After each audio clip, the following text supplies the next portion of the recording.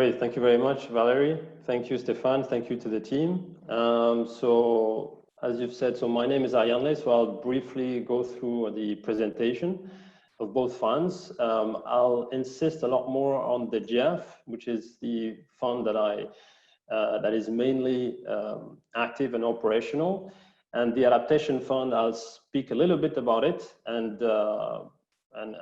then we'll get to some of the information about where we are, where we stand with the Adaptation Fund, and maybe some of the issues that we're facing with that. So, so let me start here. So I'll just jump right into this. Next slide. So here we have the outline of the presentation.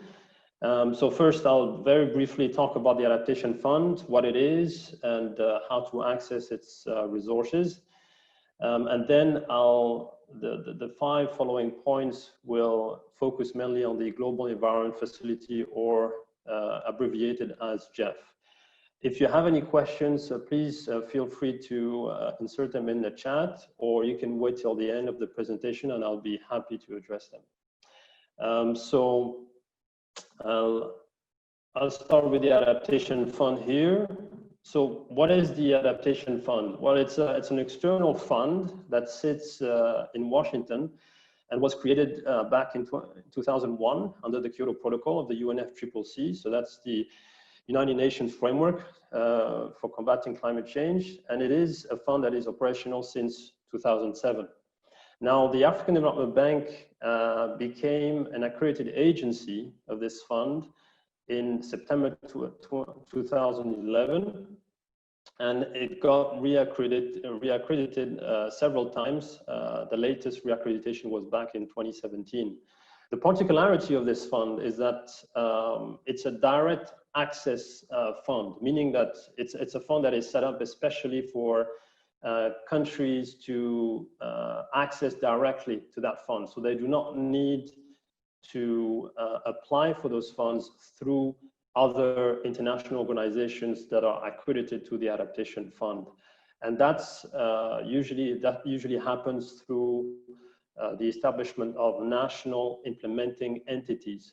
And so each country is very often invited to set up their own national implementing entity and to get it accredited. And so on that basis, the country can directly access resources from the Adaptation Fund. Now, of course, since the AFTV is accredited to the fund, it is also an entity, a multilateral implementing entity that can also attract resources from the Adaptation Fund. Now, how is it, where are the resources coming from?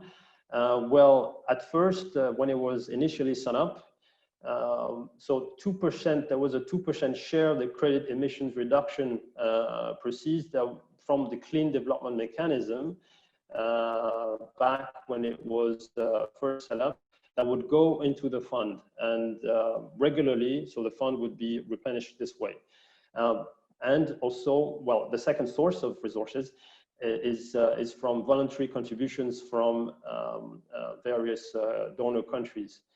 But now that now that the CDM has kind of subsided, most of the resources from the Adaptation Fund emanate from donor contributions.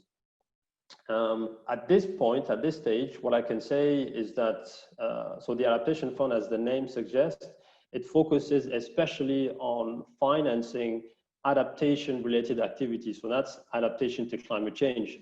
So those can be projects or programs. So meaning they could be national projects or multinational projects or even regional programs. And of course, there are some certain rules and regulations that need to be respected depending on the kind of project or program that we're looking at. So as the name suggests, the focus is on adaptation to climate change. So the fund is not looking at mitigation or environmental related issues, really. Its mandate is really to build up the capacity for countries to adapt to climate change and to be resilient in the face of climate change. So at this stage, so as I've said earlier, the African Development Bank is accredited to the fund, but so we are capable of preparing adaptation fund projects and submitting them to the fund. However, when it comes to accessing those resources, there is a need for what is called an adaptation fund grant agreement that needs to be signed for every single project that is submitted to the fund. So every single entity that is accredited to the adaptation fund needs to get an agreement that is signed between the entity and the fund.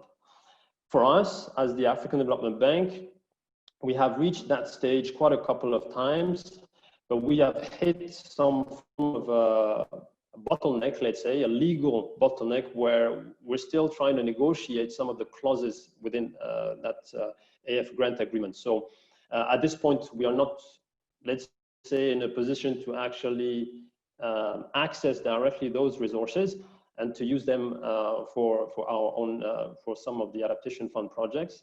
So that's why I'm not going to spend too much time on that. We are currently in discussions with the fund to try and see how we can find a way out of this. So quickly here, what is the difference between national projects and regional projects? Well, national projects, there's a country cap of 10 million USD for each country. And so as you can see, the focal areas are quite varied, and that's the nature of adaptation to climate change. It can target a variety of sectors, whether it's in, looking at water-related issues, agriculture, disaster risk reduction, looking at forests, or even in urban settings. So it's quite varied. So there's no real limitation regarding, the relevance of the sector. Climate change is very multi-dimensional and can affect a variety of sectors. If we look at the regional projects though, so there is here a 14 million USD cap for every project in this case. So the cap is not at the country level, but it's at the project or program level. And here again, the focal areas are quite varied. So that's in a nutshell, that's preliminary initial information I wanted to share about the Adaptation Fund. And if we manage to proceed with some of the legal discussions and we find a compromise, then we will be in the business of effectively accessing resources from the fund. So that's it for the Adaptation Fund at this time. So I'll jump now right into the Global Environment Facility, which is the fund that we are actively mobilizing resources from. And so we have an active portfolio here that we can look at actually. So the GEF, so what is the GEF?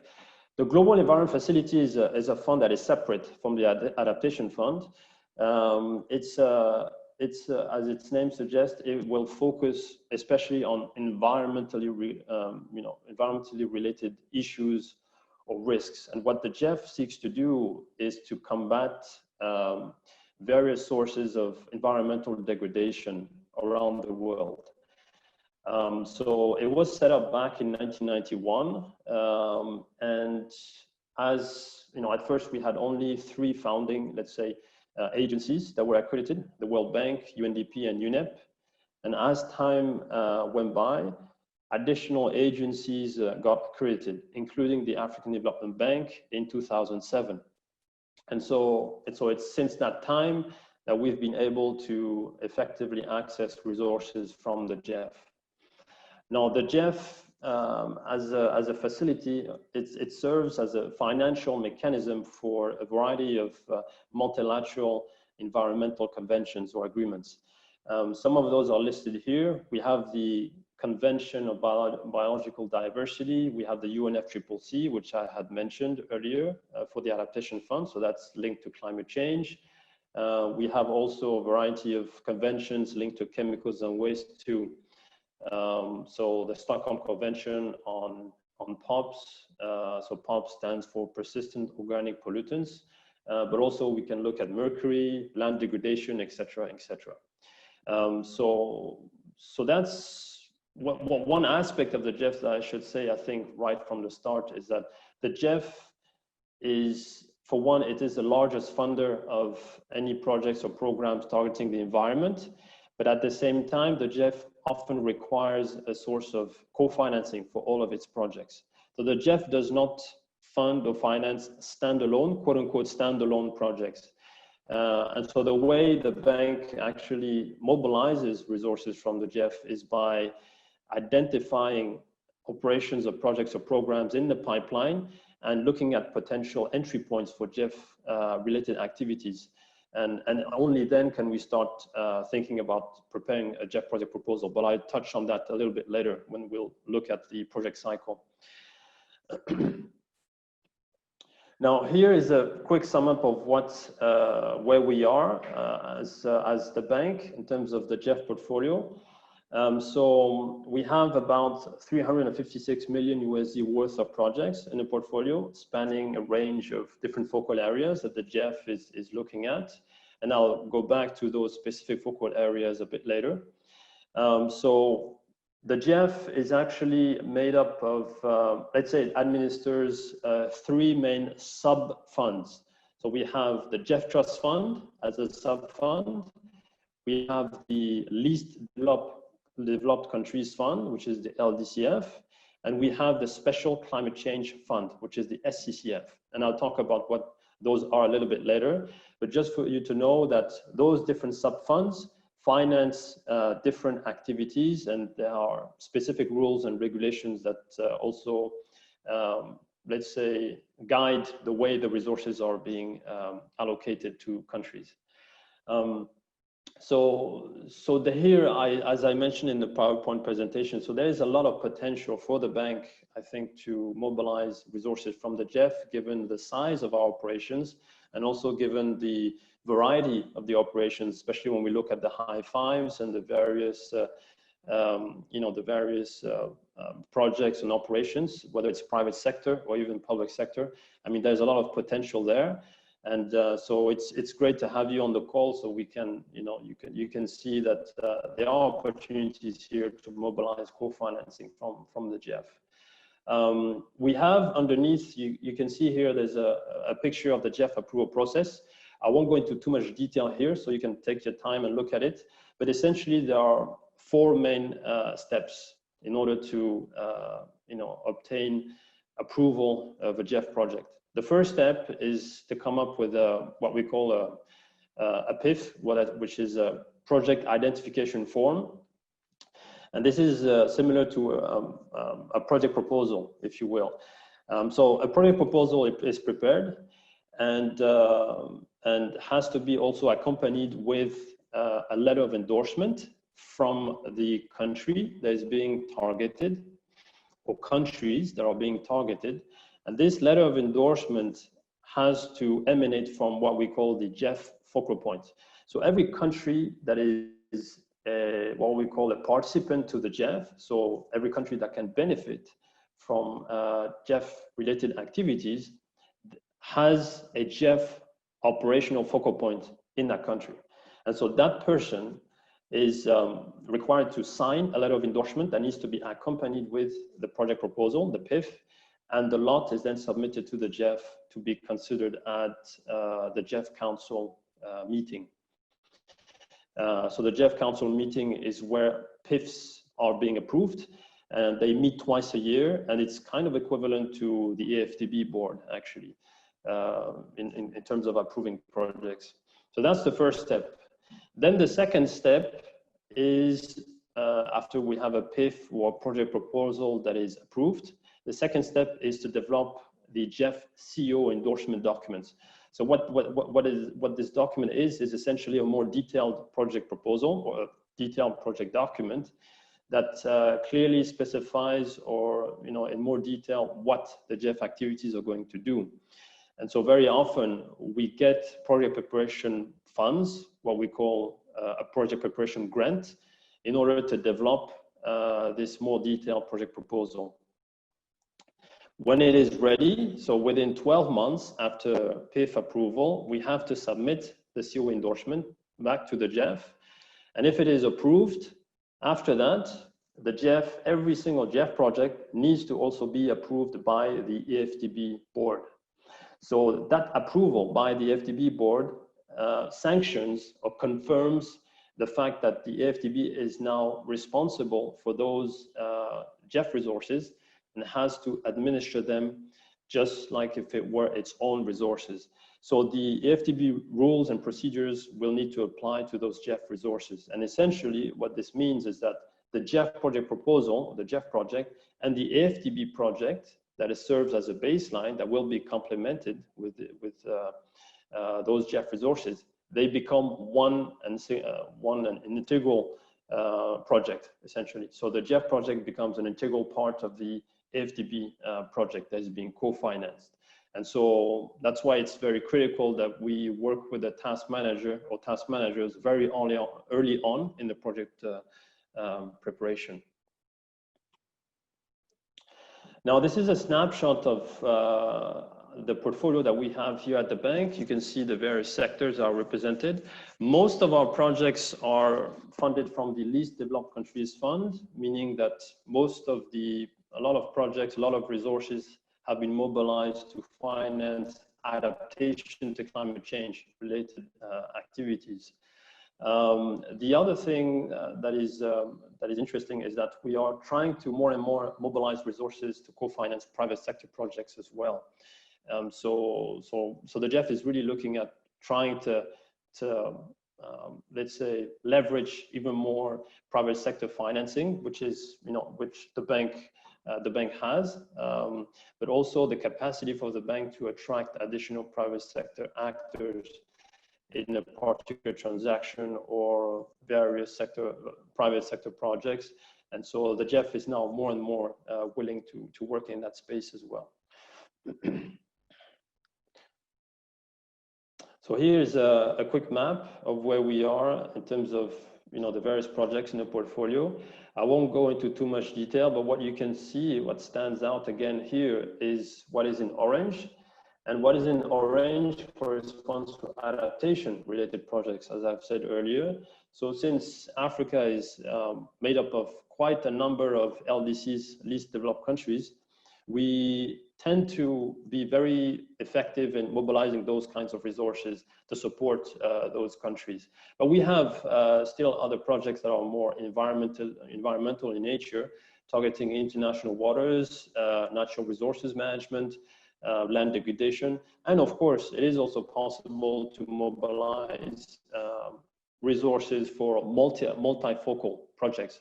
So projects that do not only target a specific area or a specific focal area, they can target a multiplicity of focal areas. And that's actually something that the GEF really encourages, because there is this recognition that by combining various focal areas, we can achieve a more holistic or integrative impacts on the ground.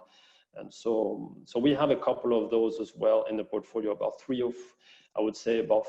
I think about 4 or 5 multifocal projects in the portfolio, and this is increasing. So here we have the various sub-funds that I've mentioned earlier, as I've said. So we have 2 sub-funds that are looking more at adaptation, and we have 1 sub-fund that is more looking at environmental related activities. So that's the GEF Trust Fund. Now, what's important to know here is that, so for the GEF Trust Fund, there are 5 focal areas that the GEF is looking at. As you can see here, you have biodiversity, climate change mitigation, international waters, land degradation, and chemicals and waste. Now, what you should know here is that there are 3 focal areas out of those 5 that are, let's say, known as star allocation focal areas. What does that mean? Well, it's kind of similar to an ADF allocations, ADF allocations for our own regional member countries. What it means is that there's a specific envelope that is reserved for, let's say if I pick biodiversity, there's a specific envelope reserved for biodiversity related activities for every single country. And so the country is, ultimately decides if they want to use those resources for certain biodiversity related activities. And of course, they decide with which agency they would like to work with. So if I haven't said it already, there are 18 accredited agencies at this point, and the AFDB is one of them. And so for biodiversity, climate change mitigation, and land degradation, so 1, 2, and 4, those are regulated by country allocations. So this is where the country has a very big say as to how they want to use their resources, more than the GEF. Of course, the activities need to be in alignment with the GEF's priorities for the current cycle, which is the GEF 7 cycle, which is, has started in July 2018 and will last until end of June 2022. So there are specific operational directions that exist for this cycle for every single focal area that the GEF is looking at, including for biodiversity, climate change mitigation, etc., etc.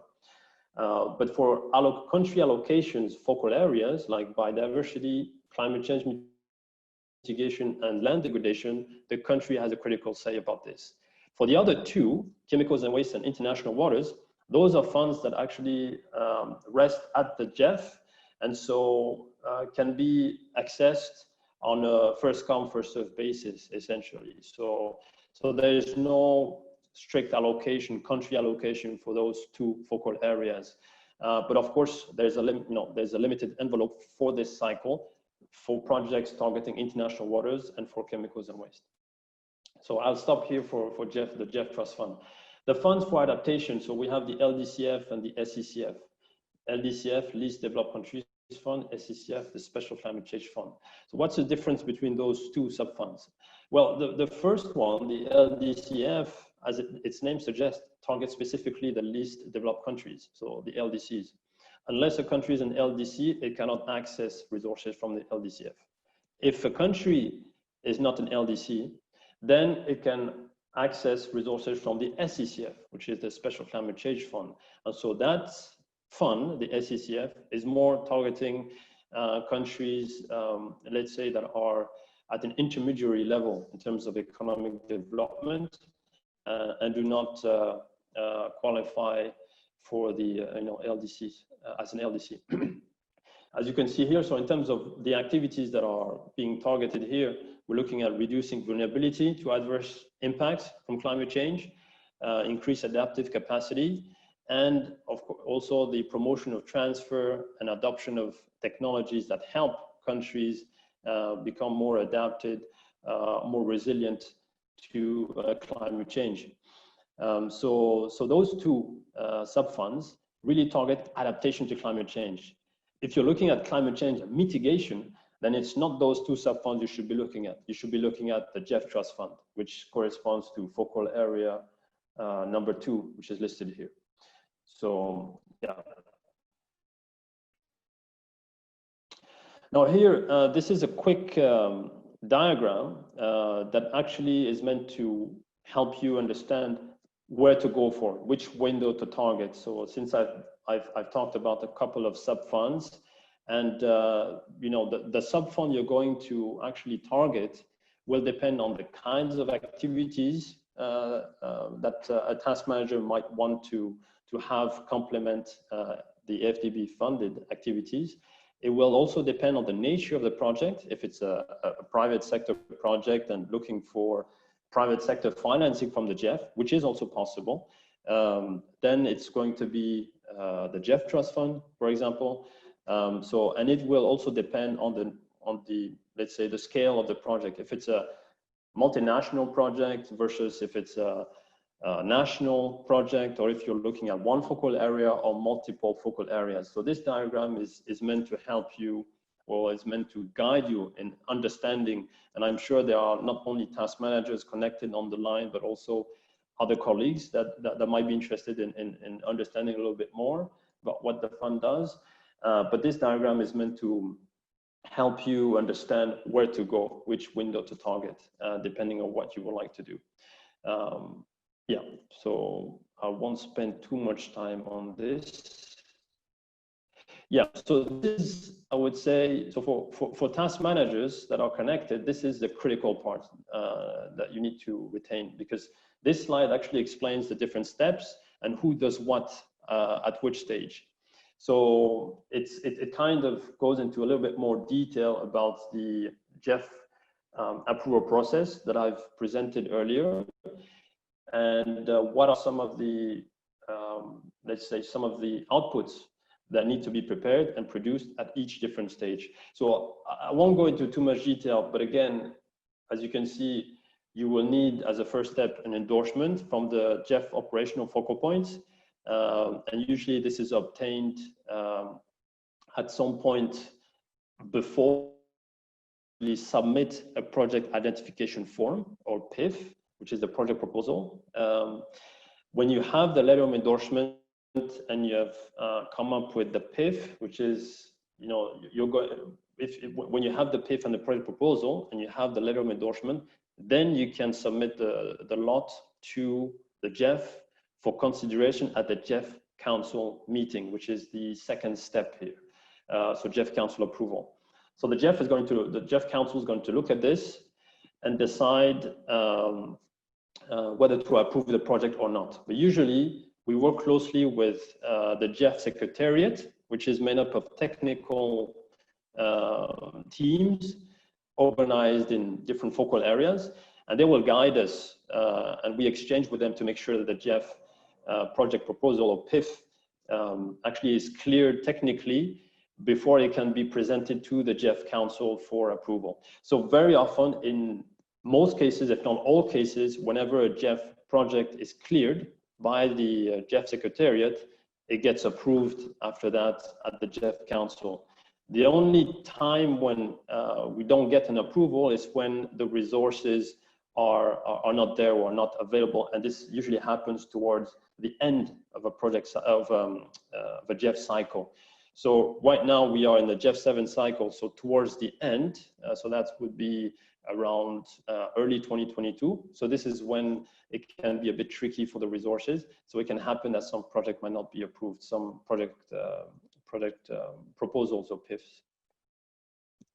So that's it. I won't go into too much detail, so I'll leave you to take the time to look at this. So the third step you can see is the CO endorsement and bank approval.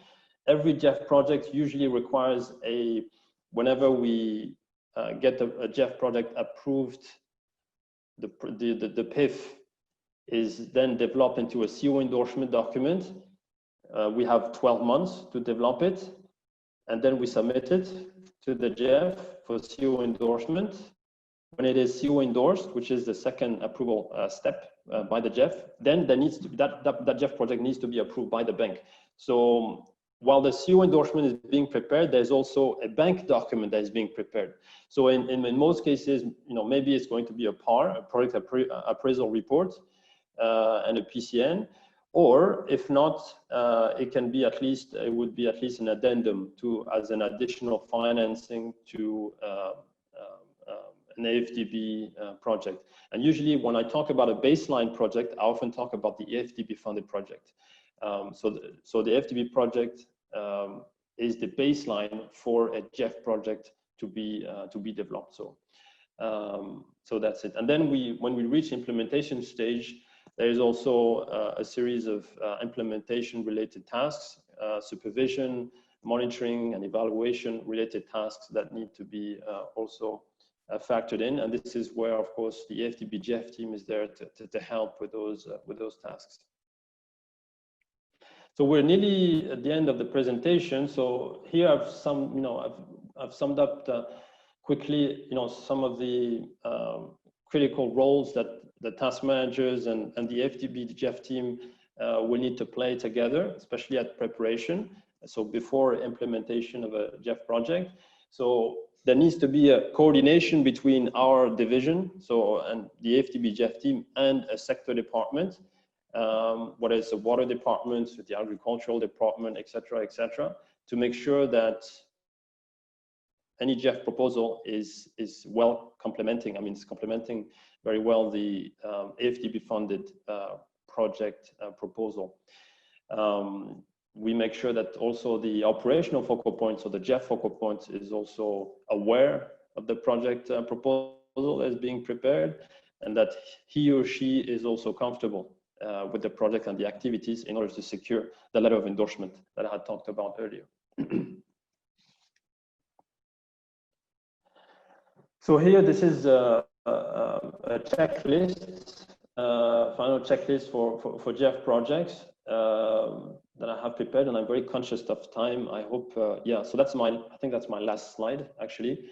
So those are some of the key criteria that the GEF is looking at. There are more criteria, but this is just to give you a sense of what the GEF is looking at for environmental projects, but also for adaptation projects. And so I think what is critical that you should know is that the GEF needs to see the added value of GEF related activities for any particular project. So, and the way it sees the added value is by demonstrating what we call the incremental cost reasoning. So what it means is that, let's say you have a road that is being built by the bank, and the road is going to maybe go through, let's say, a particular forest, let's say, as an example. And so one thing that we could do here is, if we're looking at protecting biodiversity, if you are looking at also, we're looking at natural habitats that might be impacted. We're looking at also maybe reinforcing the road itself against a particular climate hazard in the area. These are different reasons for why GEF financing might be needed to make sure that not only it protects the AFDB's investments, but also it's going to generate global environmental benefits. So those are, in this case, protection of natural habitats, of the biodiversity. If we're looking at a protected area that is being impacted, so the GEF will be interested in protecting that, that area as well. And so the resources that are needed to make sure that those activities are being implemented will come from the GEF. And so this is how, this is the reflection, this is the thinking behind the incremental cost reasoning, showing what difference does it make compared to business as usual. Last thing I would like to say before I close off the presentation, before I wrap up, is the co-financing ratio. And I think this is one very strong comparative advantage that the bank has, which is that the GEF often requires, as I've said earlier, a source of co-financing, which often comes from the bank's own pipeline of projects. But at the same time, what it would like to see is that the GEF would like to achieve a ratio of 1:7 at the level of its entire portfolio in terms of leverage. So for every dollar that the project is actually, every dollar that the GEF puts into a particular project, the GEF expects to generate about $6 to $7 at the portfolio level. Now, at project level, this rule is not necessarily applied. It depends, it's on a project by project basis. But generally, we would require a ratio of 1:3. That would be great. So $1 from the GEF, about $3 from the bank in terms of co-financing, and above. So yeah, I think I'll stop here at this point. So that was my last slide. So if there is any additional question or any clarification you would like to have, please feel free to reach out to us. So you have my contact detail here, but also contact details of our mailing list, the AFDB GEF team. So yeah, so thank you very much for your attention, and I believe I'm now open to questions and comments. Yeah, thank you. Emily, thank you very much for that. We've got about 90 participants on the call. Let's see, and I've got somebody who raised their hand. So I think it'll probably be easiest if we just try and do this on the chat if possible. Okay. So I see Kidanwa Beragizao. You've raised your hand. If it's possible for you just to do the questions on the chat, or the Q&A, I think that will be fine. So let's see on the Q&A. So we've got already one on the Q&A. Yes. Is there flexibility, or can you, Ayanli, you've got them as well on the Q&A? Yeah, I have it, yeah. Okay, fantastic. So why don't we start off with that one, please? Okay. Okay, so I'll start with a question on the chat. So is there flexibility with the 18-month timeline, i.e. in order to ensure that we have a fully funded project in the case of NSO transactions earlier on in the transaction? This is, of course, assuming that within the bank, we may turn around a project in a shorter time period, i.e. less than 12 months. So the short answer is, okay, so yes and no. So why is that? So yes, there is flexibility. Let me start with the no, actually, and then the yes. So no, there is no flexibility because, so what is not flexible is that when we get the approval by the GEF Council, let's say, I'll pick an example, December 2022, we get approval of a project proposal, a PIF, by the GEF Council. So from there, we have 12 months to submit the CO endorsement document, which is the fully detailed project proposal. So 12 months, which brings us to December 2021. This deadline is fixed. Okay, so we don't have more than 12 months to actually submit the CO endorsement. That's the first fixed deadline. Then from there, there is 6 months from that first deadline in December 2022. There's 6 months to obtain the CO endorsement by the GEF. So what it means is that we have, so between December and, what is it, June? Yeah, June 2023, June 2022, sorry. So, December 2020, we have 12 months till December 2021, and then we have 6 months, June 2022, to get CO endorsement by the GEF. This is the second fixed deadline. So hypothetically, let's say, and this is where I go to the yes, it's flexible. Let's say we are able to come up with a CO endorsement or a detailed project proposal before the 12 months. And you can, I mean, if we are very effective, within 6 months, you can come up with a detailed project proposal. You submit it to the GEF. It's it's submitted. Let's say you submitted 6 months earlier. Well, you actually have a year to get it CO endorsed. You see, because the 6 months, you still had some time before a final submission, so you gain some time for the CO endorsement, so for that second stage approval. So this is where the flexibility lies. So the short answer is yes, it's flexible, but only between, within the deadlines that are provided by the GEF. Yeah. Thanks, Ayanle. Why don't we take the second one from Siner Salsi? Okay, in the chat. So, okay. So can you please tell us about dynamics of the criteria on CE of emission reduction, use of carbon price in decision making? I think I am missing the link here. I would appreciate if you can elaborate this for us. Do you compare carbon price with the GEF financing cost per ton of emission reduction? Okay, so I'm not sure what CE refers to. Are these the proceeds? So can you please tell us about dynamics of the criteria on emission reduction? Okay, maybe let me say maybe a few words here. So the emission reduction, so the GEF looks at emissions reduction as one global environmental benefit. So this is emission reduction. This is relevant for climate change mitigation, the climate change mitigation focal area of the GEF. So in that case, the GEF is going to closely look at the quantity of emissions that are going to be avoided as part of a particular project. So so in that respect, if the quantity of emissions avoided is very small compared to the size of the GEF financing that you're looking at mobilizing, the GEF is going to, the GEF Secretariat is going to flag them. And they're going to ask you, well, why are you asking so much if, the quantity of emissions avoided is so low? So you'll have to explain. But very often, the GEF Secretariat is not going to let such a project be submitted just like that for GEF Council. So the emissions avoided, the global environmental benefit, and that goes for any other focal area, environmental focal area, there has to be good satisfaction, a good value for money for the GEF. This is what I meant by good value for money. Now, in terms of cost benefit analysis, we don't go into too much detail of pricing of carbon, which has really plummeted, by the way, in the last few years.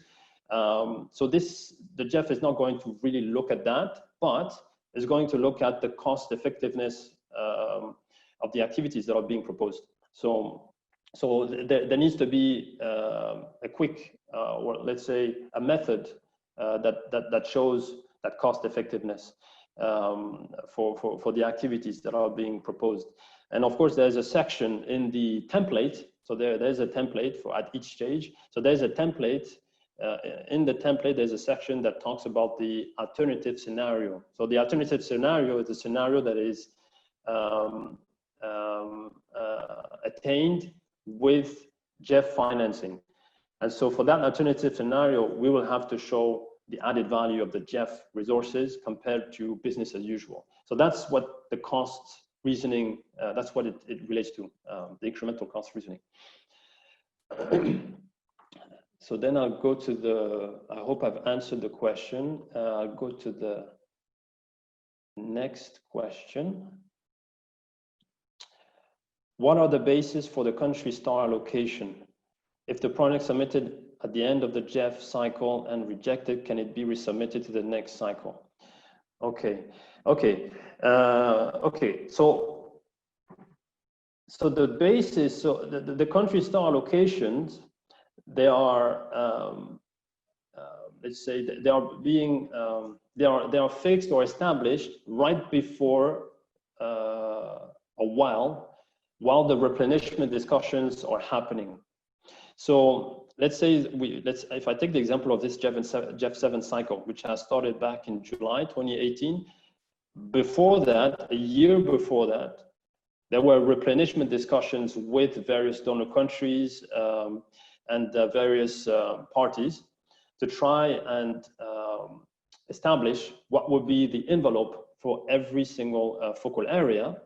And then on that basis, there is a formula that is used by the GEF to establish how much each country is going to get for each of the focal areas based on a variety of criteria. One has to do with the performance of a country. One has to do with, to what extent it has protected areas, for example. If I look at biodiversity, the biodiversity focal area. So there is a list of criteria that the GEF looks at, and based on that, plus negotiations, replenishment discussions, etc. At the end of that process, then they arrive at a number for each of the focal areas, and then for each of the star locations for each country. So this is more or less how it happens. So if you have a project submitted at the end of the GEF cycle and it's rejected, can it be resubmitted? Yes, absolutely, it can be resubmitted.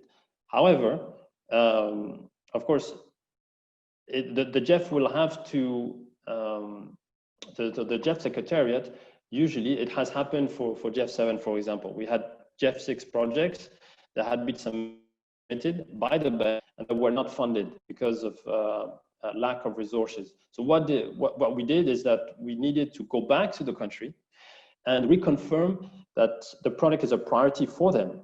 And with that, we could go to the GEF and say, well, look, this is a project that is still a priority for the country. Can we move forward? And usually the GEF will say, well, okay, let us talk to the country and confirm that it's indeed still a priority. The GEF will go into a dialogue with the country. And if this is confirmed again by the country, then the project can be resubmitted. So yes, the answer is yes. Then there's another question, and carbon is tradable commodity, so the price of carbon. So I'm not sure if this is a question or a comment. Maybe it's something that is added. No, so I think that you was responding to your questions earlier of what CE was. Right. Okay, so I addressed it. Well, okay, so I've mentioned cost effectiveness. So that's okay. So I hope I've addressed the question. That's fine. Let's go to the chat. There's something in the chat. Let's open it up. Okay. I think we saw this one. So Kiduano, I think we've already responded to. Okay. Oh, sorry, no, there's another, an open question about contributions. from Kidwana Iberagizal, Okay. the last one. Okay, so I see, is that in the chat or? Yes, it's in the chat. It's in the chat. Okay, so I need to go check the chat.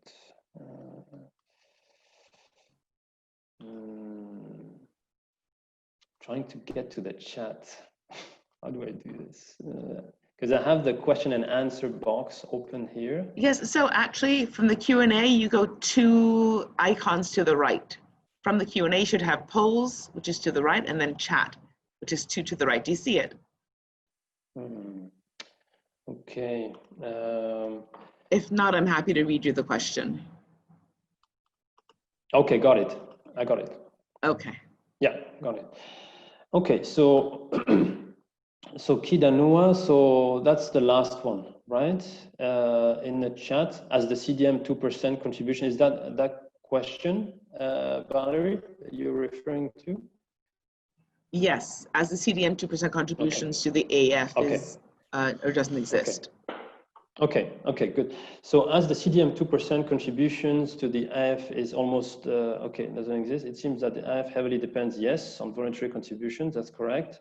Do you think there is enough fund for the future? If yes, do we know how much in envelope?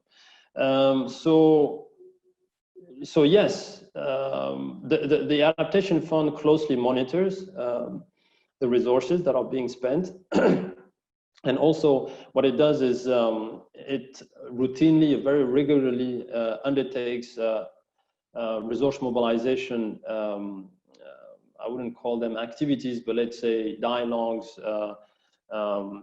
It takes advantage of any suitable venues to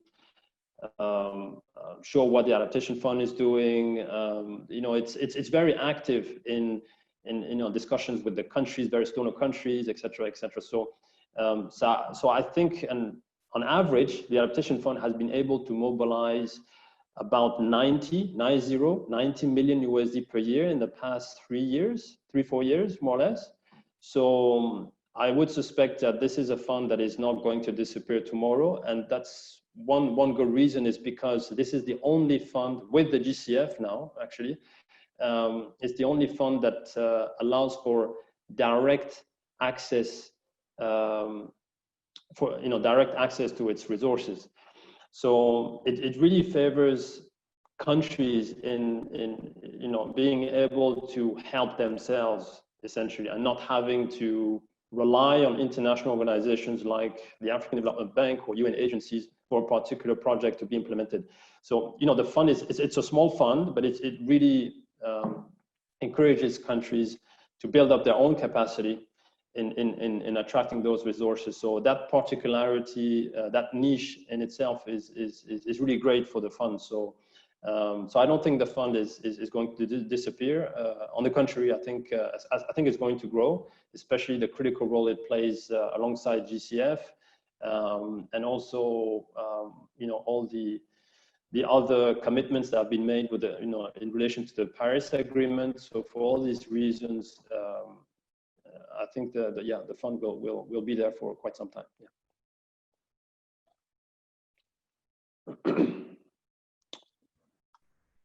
All right, thanks very much, Ayanle, for that. Folks, do we have any other questions? Let me go back to the Q&A, because it looks like there's something else that popped up.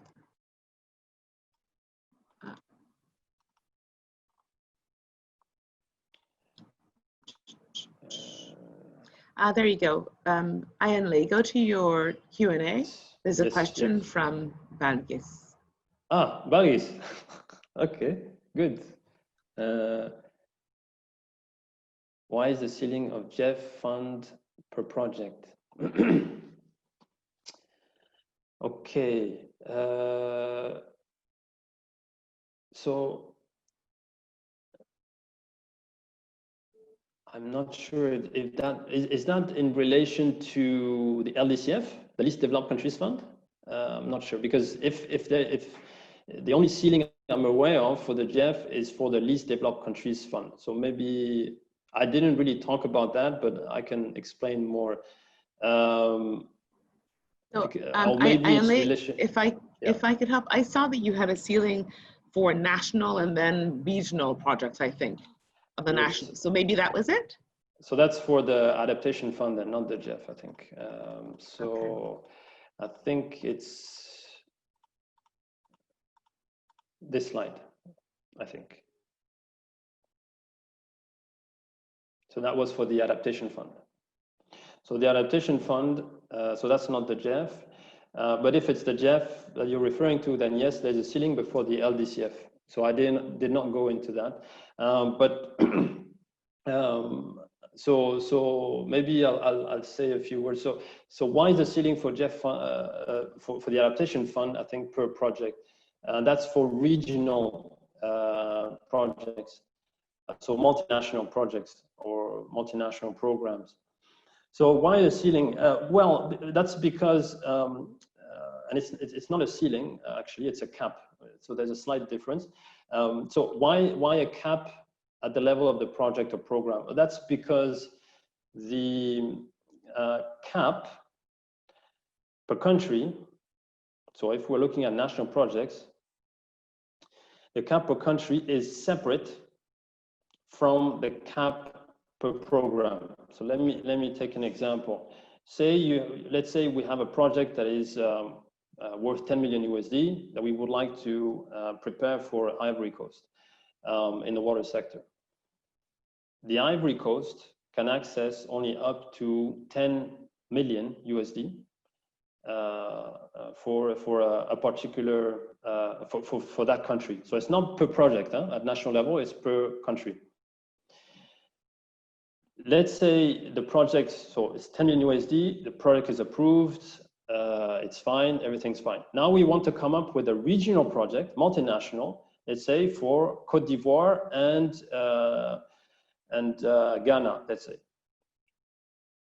The 14 million still applies because the 14 million is at the level of the program, and it would be unfair to actually not penalize, but let's say it would be unfair for Ivory Coast to not be able to benefit from a regional project or program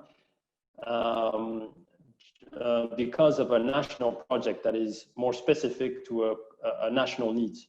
So what the adaptation fund does is that it prefers to put a cap on the project or the program at regional level, or at, when we're looking at multinational projects and programs, instead of a cap at country level for regional or multinational projects. And so those two caps are separate.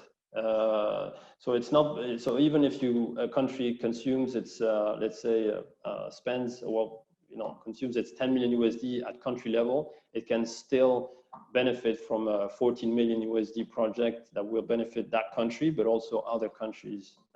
So yeah, I hope I've answered that question. Then why we don't see GEF projects in North and South Africa as per the map? So let me get to the map, I think, for everyone to see. Okay, so that's usually, I mean, I think it's based on the nature of the way we work with the GEF, is that we have realized that we tend to let's say we tend to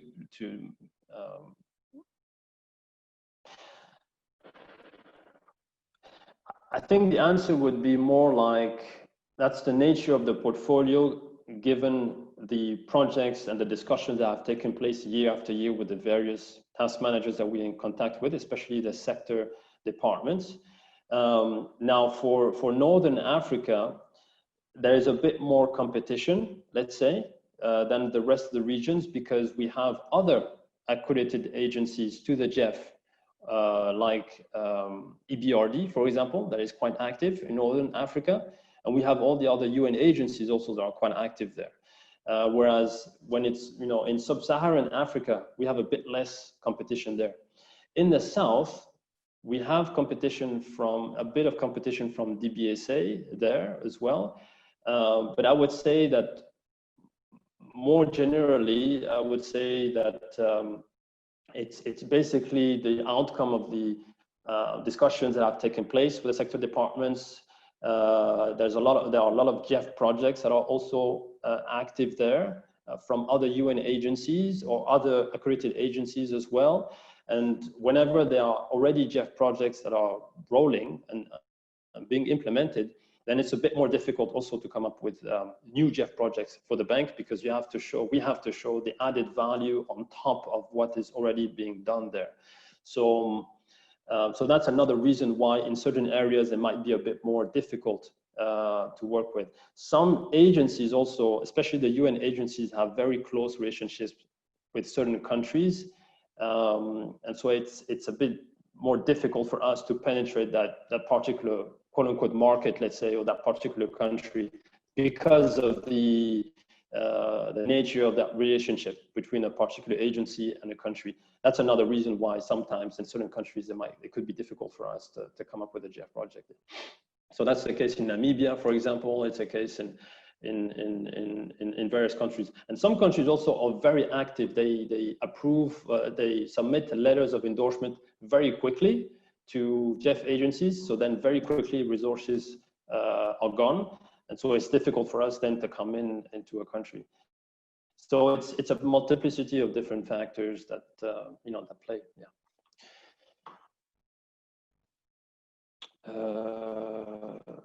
Then, is there any possibility that the problems associated with that adaptation will be solved? I really hope so. I mean, I know for sure that the Adaptation Fund is really, let's say they do not want to make any amendments to the grant agreement. So I think we will have to actually maybe make some concessions there if we really want to work with the fund. So that decision has not been made yet, and this is despite we had submitted a common MDB letter, actually joint letter to the Adaptation Fund Secretariat, to the Adaptation Fund board, and so there was ADB was there, EBRD, the African Development Bank, and IDB, I believe. I think the World Bank too was there.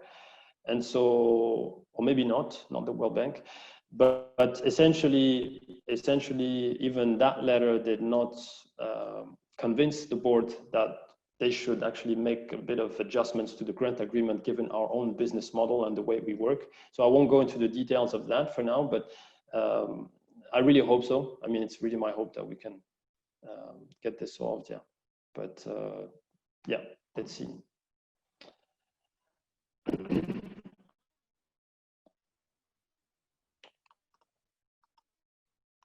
All right, Ayane, let's see if there are any further questions for you. I see lots of interest in us sorting out this issue with the Adaptation Fund. Yes, I'm always sorry to disappoint and say that we're not there yet, yeah. But we have projects that we have submitted, but it's still working on that, yeah. And then on the question that was asked about the absence of GEF funding, at least through us in North and Southern Africa, I guess the takeaway from that is it's not necessarily that GEF isn't present, just that they're not present through us. Yes, absolutely, exactly. All right, yeah. So, and we should be, well, I wouldn't say we should be agnostic as to who finances, but at least our main goal should be that the countries do get financing, which it sounds like they are getting financing from GEF. Yes, and we tend also to favor, or to not favor, it's not the right word. We tend to target or focus more on countries that are really in need. So, I mean, this is also, especially if we're looking at adaptation projects, if we're looking at certain environmental related issues that the country itself cannot take care of because of their capacity, then we tend to focus on those countries more, I would say. So there's a kind of a bias, yeah, there. So if you compare Northern Africa to Sub-Saharan Africa, yeah, so there's also that that aspect to it as well. But it's a multiplicity of factors in the end. Yeah. All right, thank you very much. Let's take a quick look on the side of the chat. Let me close out this Q&A. Let's open up the chat. And I believe that that is it in terms of questions. So folks, I'm mindful of the time.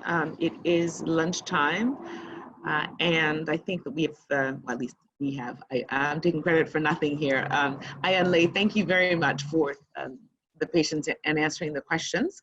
Some administrative things before we close out.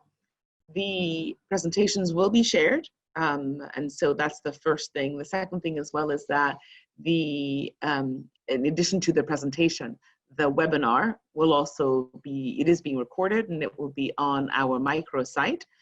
I'm just going to ask the team, is there anything I've forgotten to say in terms of admin matters? Valérie, la seule chose que je peux rajouter, c'est, tu as tout dit, mais il y a un sondage. Il y a un sondage, on peut peut-être... Ok, super. Et comment ils vont faire le sondage là? Je pense que je vais le lancer à partir de ma machine et je vais lancer, je pense que là, normalement, tout le monde pourrait... Ah, super. Okay, great. Voila. So if everybody can please also respond to this, it allows us to, well, to do better. And we are very happy, I think, with the interest that we got from people on this. I think we're continuing next time. It's in 2 weeks, I believe, the next webinar, Yes. still on the theme of climate finance. And in the invitation that you would have received, I believe that the entire program is there. And so we look forward to your participation as well in future. Please go ahead and take, literally, I think it'll take you like 2 minutes to answer the poll. And we wish you a great rest of the day wherever you are, and bon appétit.